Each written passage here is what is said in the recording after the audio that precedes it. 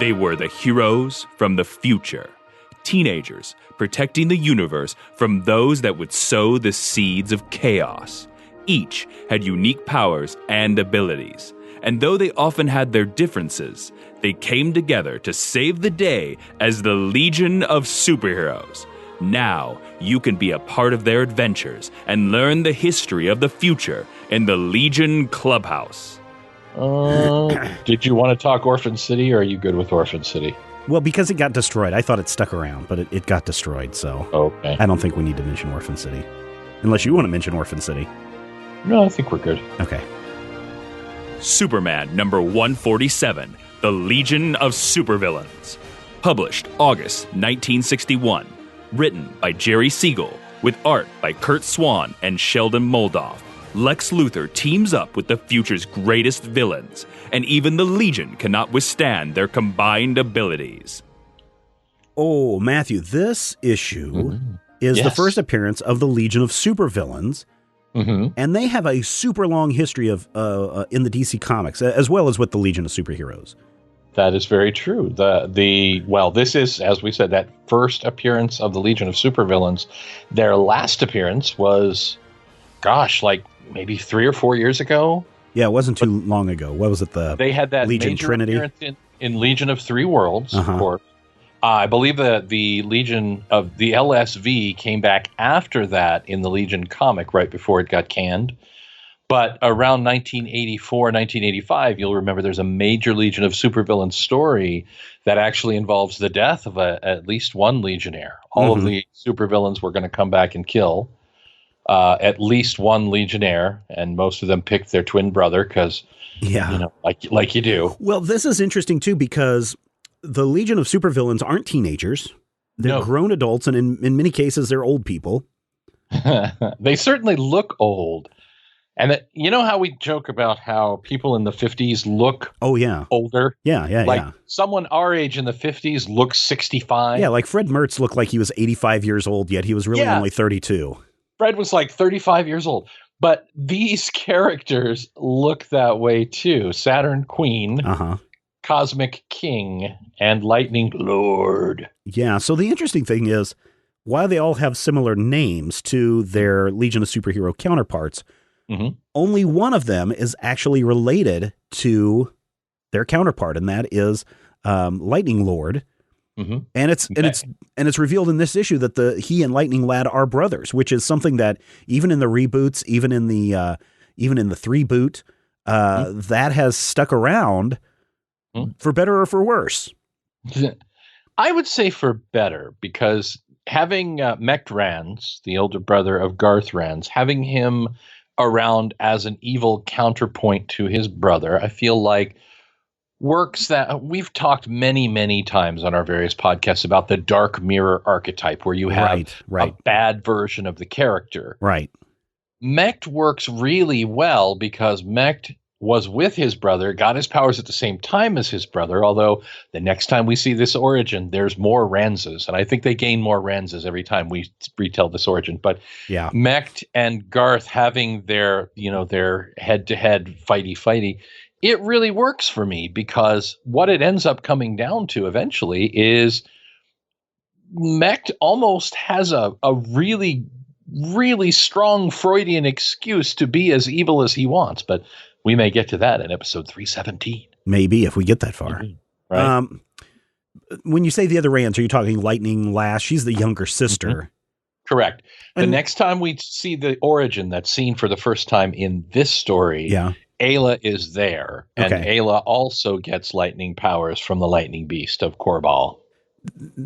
I'm trying to remember, which one is the one where they're born twins? Isn't it the Rands? Aren't they always born with twins? Yes, Garth and Ayla are twins. Not everyone is a twin on Wynneth, but... And that's where, and again, in revisionist history, the older brother, Lightning Lord, is the one that was born without a twin, so he's automatically looked at differently. And so it's almost like from the very beginning, his path was set to become an evil person. And he is ostracized and treated poorly because on Wynneth, nearly everybody has a twin, and it's considered really weird not to be a twin. But there's also a really lovely arc way, way, way down the line where he comes to realize that no matter how badly they treated me, it doesn't, justify me becoming a murderous sociopathic douche canoe. So yeah. So the other, we also get Saturn Queen, again, not a relation, but from Saturn. And she does point out, she does point out that that there was no crime on Titan, and she had no evil intents until she came to Earth to visit for the very first time, which just proves Earth is going to turn you bad, ladies and gentlemen. If you're an alien listening, never come to Earth because our bad influences will rub off on you. The next thing you know, you're going to be palling around with two guys trying to destroy the world and Superman. Well, how many times have we seen, and we're like 7 or 8 appearances in at this point. How many times have we seen the Legion turn evil? At least twice. Oh yeah. And the interesting come to Earth and you're probably turning evil. That's all I'm saying. And that's the interesting thing is that this is not some mirror universe Legion of Supervillains. This is not Earth, X. This is not Earth 3 Legion of Superheroes. These are actually a group of people that said, let's get together, let's form a Legion of Evil and go commit evil deeds. Yes. And interestingly, you talked previously, I believe in when we were doing Supergirl's initiation about how they did that same story again. Right. This is that same story a third time, but instead of Superboy getting hazed by super kids from the future, Lex Luthor calls for help and gets the adult jerks from the future to come and help him. So it's that same story. I was just wanting Lex Luthor to go, oh, look, the 9 planets. It would have been interesting if they would have done that. And we probably shouldn't have put it past Jerry Siegel to do something like that. But I think they did it rather cleverly in here's Lex Luthor in jail again. And he says, oh, I'm going to get some time taken off my sentence by offering to help fix broken radios and electronics that all the prisoners have in their cells. And while he's fixing them, he's, pocketing a few pieces here and there until he can build this transmitter to the future in which he confesses, hey, in future time, people, I know that there's a legion of superheroes. Therefore, there must be a legion of bad guys. Come and help me. And they send him a flying belt and a helmet to give him a protection. To make him look like an idiot. And to make him look like a dork, yeah. They're hazing him. They're like, dude, if he puts on the helmet, we need to Instagram this everywhere in the 9 planets. Is this the first time, I'm curious, is this the first time that we've seen the adult version of the Legion? It is. This is the first adult Legion as well. And later on, there are several additional adult Legion tales that for a very long time, until like 1984 or so, are actually treated as the canonical future of the Legion. Right. And I think that's very interesting. It does bring up a lot of questions, though. First of all, when you turn 18, do you get bumped out of the Legion of Superheroes? Because now you're not teenagers from the future. You're an adult. You have to go get a job, go to college, do all the things that grown-ups do. You don't have to quit. Getting married is later revealed to be something that will get you bumped from the Legion. But just being over 18, at least it, is not ever overtly said you have to quit the team, because as I believe we mentioned last episode, they make a special exception later on down the line to let in a certain member because he's over 18. So Polar Lad or whatever his name is. Polar Boy, yeah. Polar Boy. You can be a Legionnaire over 18. Okay. You generally have to quit when you get married, and I believe you have to quit when your evil brother takes your place and pretends to be you, but only for an issue or two. Well, that may be coming up. We'll talk about that in the near future. The other thing I want to know is, at this time, or maybe it's revealed in some future retcon, do Cosmic Lad and Saturn Girl have a thing going on, or Cosmic Boy and Saturn Girl have a thing going on? Because Cosmic Man and Saturn Woman. Well, for our listeners, they would know them as Cosmic Boy and Saturn Girl. Because, there's that one panel where they're looking into each other's eyes, and I'm like, ooh, I hope somebody can find a woman that looks at you like Saturn Girl looks at the Cosmic Lad. Because there's romance in there. Actually, no. And interestingly, she canonically ends up having a romance with the other founder, Lightning Lad, in just a few issues. But I believe that there is in the Archie Legion in the 1990s, I believe there's a brief Saturn Girl Cosmic Boy relationship. And I think it's kind of touched on that weird sort of third wheel, she picked him and not me kind of thing. But yeah, I know the panel you're talking about. And she's like, and he's all like, keep a stuff in her lip, Imra. Well, It'll so be fine. Instead of being inducted into the Legion of Supervillains, they sentence Superman to death. And that's the inverse of the great classic cover that we see the first time that the Legion of Superheroes appear. This time, the founding members of the Legion of Supervillains are pressing the kill him button. Yeah. Death button. And of course, Saturn Girl says, "Oh no, I will take your place, Superman. You're too important to die." And of course, Lex Luthor just sits there going, "Oh, whatever. They're going to kill him anyway." I don't understand why. Death Roy will destroy her. It'll be fine. Yeah, I don't understand why Lex is so okay with letting Saturn Girl take his place when all along he's very set on the Legion is there to kill Superman. Well, this is Lex. I suspect that he's going to kill her and then kill Superman anyway. Right. He does have some kryptonite on him, so. Yeah, he's kind of a jerk. Superman, once again, though, fools everybody. Saves the day. I will go and I will create a monument to Supergirl. I must perform one last super feat in Saturn Woman's honor. He goes out and he grabs some meteorites from around Saturn, puts them around the moon that they're on. Can we talk about his giant ice cream scoop? What? You mean you don't have a giant ice cream scoop that can scoop up the meteorites of Mars or of Saturn? Yeah, like you do. Everybody has a giant ice cream scoop and a giant shrimp fork and a giant spatula just kind of laying around. But I find it interesting that they don't even show it. It's they throw in a caption that goes, "Reaching Saturn, Superman constructs a giant shovel." Then I'm like, wait, that's an awful lot, guys. Yeah, but I mean, it's number one, it's Silver Age. And it is Superman. This is Superman, not Superboy, right? And so Superman's adventures in this time period in 1961 can get a little out there at times without any explanation. There's not a whole lot of challenging his strength to be had. No, but apparently the rings of Saturn pacify you, and the radiation coming off those meteorites instantly calms down Saturn woman, so that she does not want to kill Superman. Saturn Queen. Saturn Queen. She uses her super hypno powers to control Luthor, Cosmic King, and Lightning Lord because Superman figured out that the rings of Saturn cancel out your criminal traits based on that one offhand comment that Saturn Woman. You think Saturn Woman looks like Joan Crawford? She does. It looks like more wire hangers.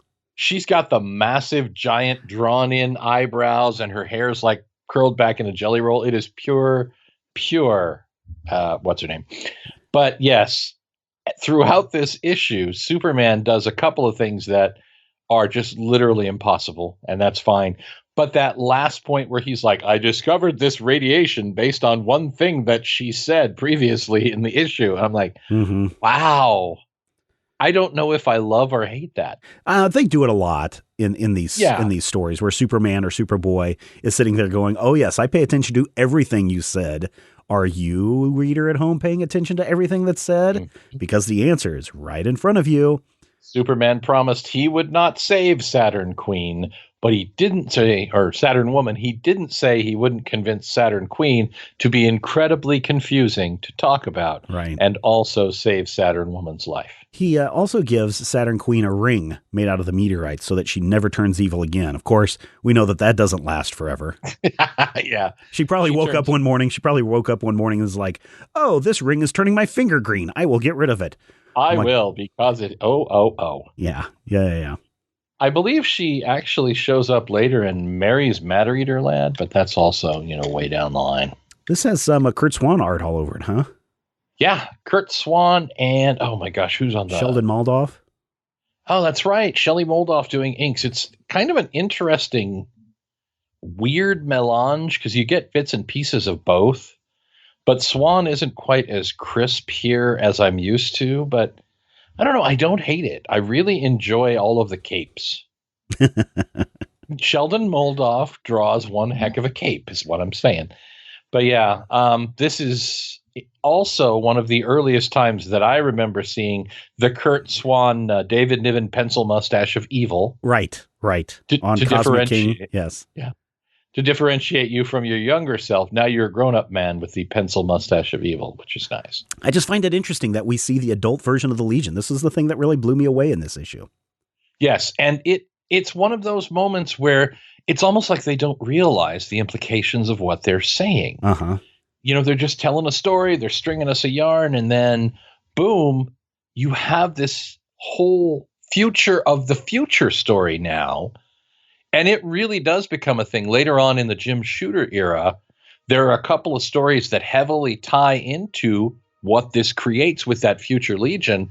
And it ends up being one of the big continuity boondoggles of the Legion of Superheroes. We've talked about there's been some jumping back and forth in time in these first few issues. Right. But this establishes that in the future, at least 10 years down the line, these core Legionnaires are still there and still active. And they're still a Legion team.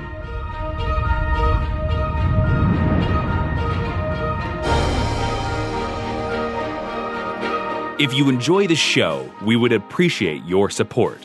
You can find out more and become a Legion Clubhouse member at patreon.com/Major Spoilers. Adventure Comics number 290, Secret of the Seventh Hero. Published November 1961.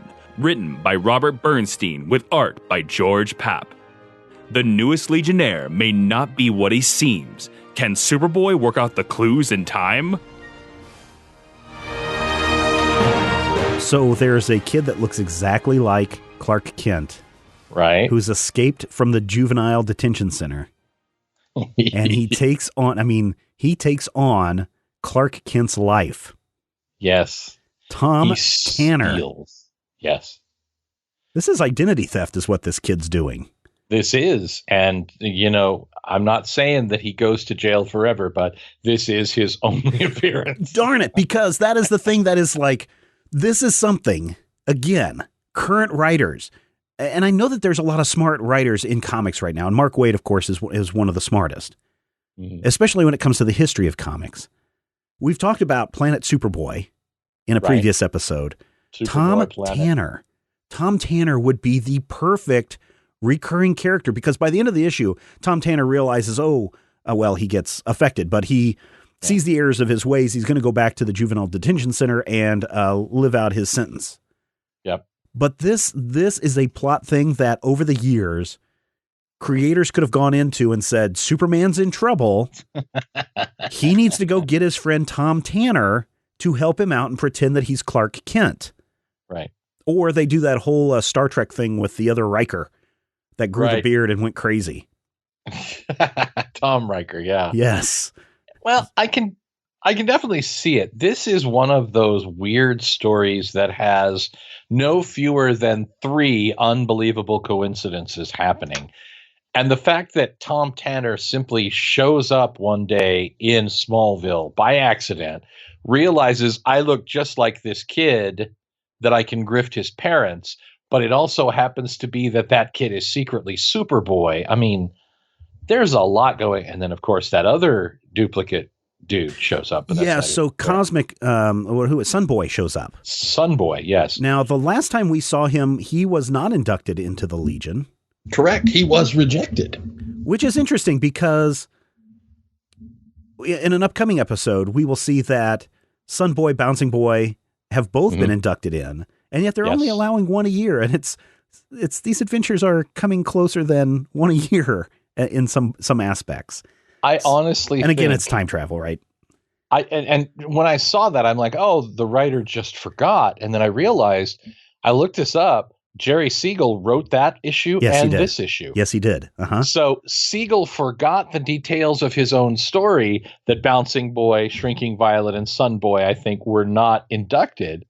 Because at the end of that story, they clearly said only Supergirl and Brainiac 5 get in the team. Right. But then again, immediately afterwards, well, not immediately, a year afterwards. Well, maybe 2 years, because we don't know how much time passes. That's the interesting thing about time travelers. You can do whatever the heck you want. So while for comic book readers, it has been 1 month since we've seen the Legion of Superheroes last, June 1961 to August 1961, or in the case of Superboy, 4 months from June of 1961 from Superboy 89 to Adventure Comics 290, which is November of 1961. Years could have passed in the future. True, but you'd think that these kids would be getting older. Yeah, I know. It's a problem. If we look at, I mean, the first appearance of Sunboy in 276 was May of the same year. So it's only been like 6 months. Now, again, Jerry Siegel wrote a lot and wrote a lot fast. So he may have just thought, oh, well, kids won't remember, kids won't care. Or it may be one of those things where there are now secret bits of Legion history that we don't know. I think those kind of things, whether they're intentional or not, are one of the reasons why these early Legion stories fascinate people so much. Yeah, they're just full of stuff. Quick correction, it's Robert Bernstein who wrote this issue. Yes. Okay, I was thinking it was a Siegel. I'm thinking of Superman 147, which is the other one that we just did. Yeah. But the interesting thing is, so Sunboy comes, he gets introduced, and he's saying, "Hey, Superboy, I need your help to find these 6 lead coffins that the Legion have scattered across the planet in the past because they were afraid future villains would find them and use the incredible weapon that they have inside to do something nefarious." Yeah, and that's so a little bit of logic here. Unless the technology is going to fall apart, if they bury it in the past, right, it's still there in the future. Right, and that's the thing. If you bury something in a lead-lined coffin 1,000 years ago, it's still there now. What they should have done was, at the very least, someone would have had to dig it up. What they should have done was bury it in the future. Send it into their future. Yeah, the future of the adult Legion. Right. Yeah, that'll work. But little does Superboy know when he agrees to help out Sunboy, that Sunboy is like, little do they know that I will. The fool swallowed my story. Sorry. I just love the look on Sunboy's face. He's kind of almost looking at the camera with this demonic horned hair, and he's like, oh, it's beautiful. It's beautiful. Superboy brings back the 6 coffins, lead-lined coffins. Sunboy says, "I'm going back to the future because I don't want to see you build I don't want you to see me build this." Right. And then he immediately comes back and builds a robot that turns you evil. Yes. An evil robot. Who would build a robot that would send out a beam that turns you evil? Why not just a gun? You could probably put that into a gun. I'm going to go with Luthor. Probably. That sounds like a Luthor thing, because nothing is so evil that you can't stick it in a robot and make it more eviler. Mm-hmm. What's this robot's name? Cyclops. This is the only time we ever see Cyclops, right? Oh yes. He's pretty lame. Whoever puts me together, I will obey as my master. Yeah, yarg. The weird part is, if you actually hear him with the voice of C-3PO, it's even cooler. So that means Sunboy is really Darth Vader? Yeah. Sunboy is either Darth Vader or Darth Maul. Turns out that this is not Sunboy. No. Which is fascinating. I mean, we see Sunboy just briefly in a previous episode, a previous issue that we've discussed already. Here he's come back front and center as a character, and everyone's like, oh yeah, I remember this guy, or kind of remember this guy. I hope I haven't aged out already.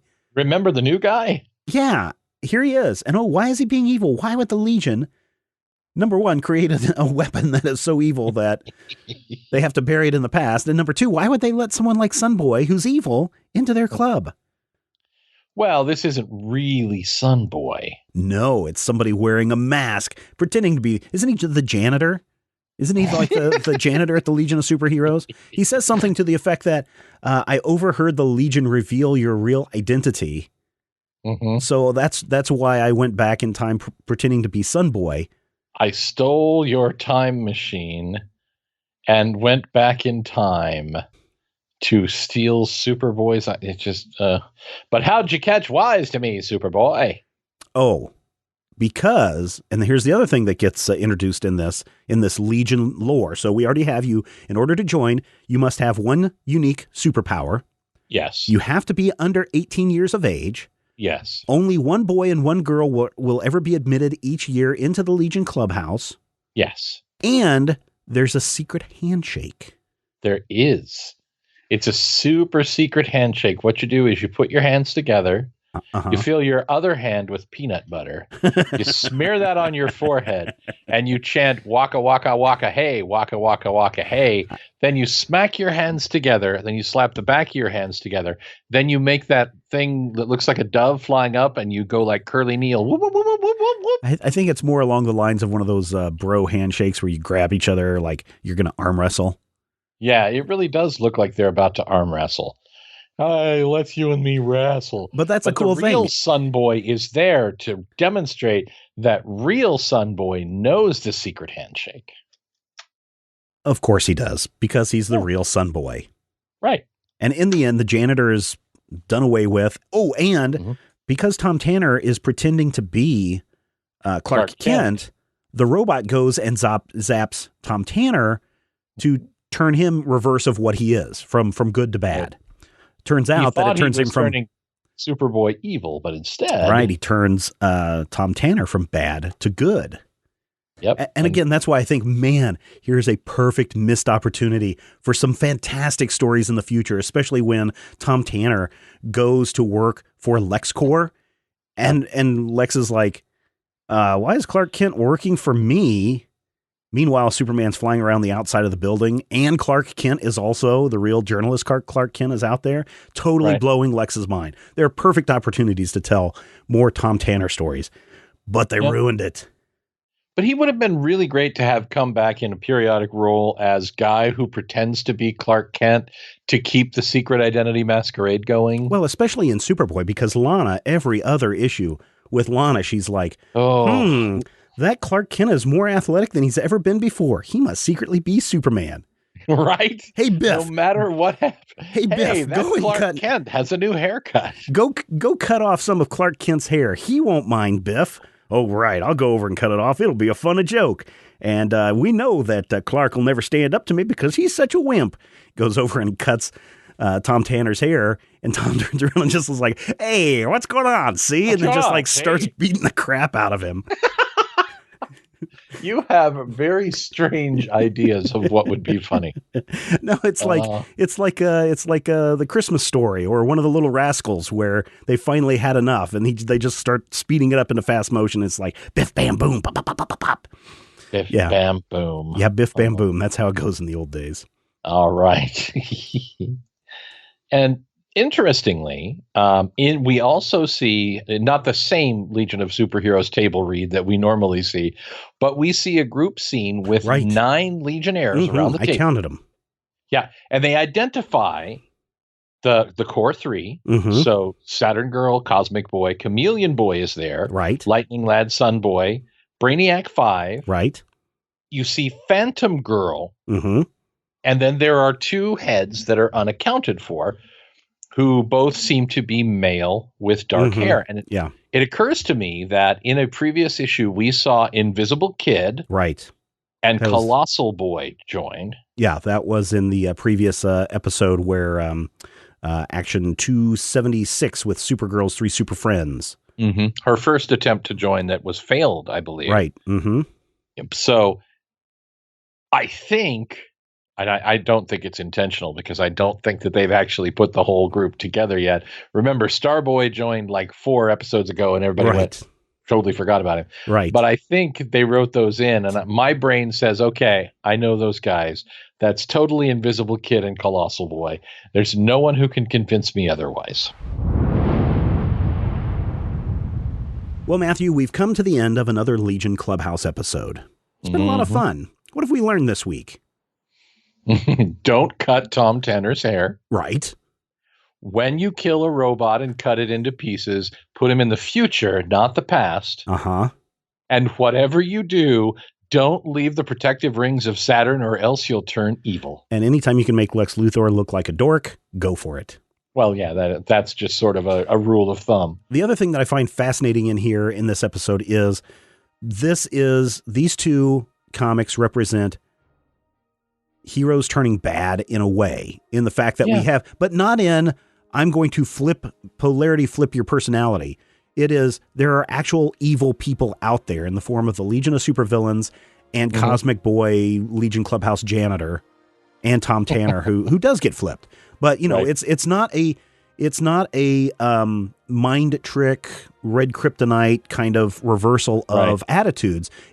There are actual evil people out there. And I think that's what makes these two a nice companion piece with one another. Yeah, definitely. You can see that balance of there's sort of a similar thing happening where what we know is inverted, but it's not necessarily a cheap dun dun dun. And then it was revealed it was all radiation. It actually has some, at least within the story, consequence, not maybe long lasting, but for the story itself, you have narrative consequence, and you have characters who are like, yeah, I do bad things because I'm a bad person. Wahaha. And then the heroes have to come in and save the day. And the heroes always save the day. Thanks, Legion of Superheroes. Thanks, guys. Next time on Legion Clubhouse, we will be looking at Adventure Comics 293 and Action Comics 287. I hope you will join us. And until then, I'm Eat Your Wheaties Boy. And I'm Loquacious Lad. The Legion Clubhouse is a production of Major Spoilers Entertainment, LLC, and is produced by Steven Schleicher. Your hosts were Matthew Peterson and Steven Schleicher. You can follow Matthew at Mighty King Cobra and Steven at Major Spoilers. You can follow this podcast on Twitter at Legion Clubhouse. If you have questions or comments, send them to podcast@majorspoilers.com. I'm Jason Inman. Until next time, eat it, Grandpa. This podcast is copyright 2017 by Major Spoilers Entertainment, LLC.